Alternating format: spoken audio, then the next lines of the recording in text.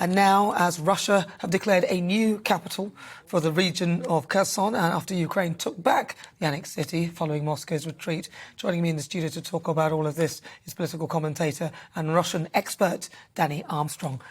Danny, OK, so talk to me about the reclaiming of Kherson. Is it? I mean, I don't want to get too excited, but it feels like it's a reality.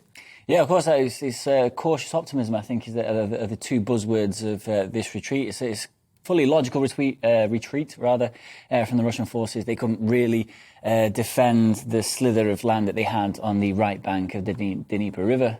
So they retreated to the left bank and then blew up the bridges for good measure. As we've seen, the crowds crying and waving Russian flags, Ukrainian flags. The Russian flags have gone, which is what I wanted to say, from the top of the administrative buildings. There's no more protest that we saw throughout from the occupation by the Russian forces in March.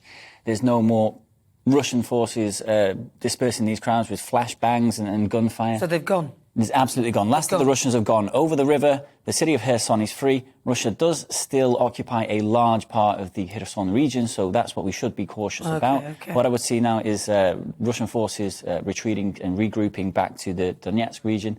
Then planning an offensive. So It's not over. What about Putin? What's his response to this? Putin's response has been, well, nothing really. This has been quite a loud retreat from the Russian forces, but Putin has actually he said nothing about it. Russian state propaganda.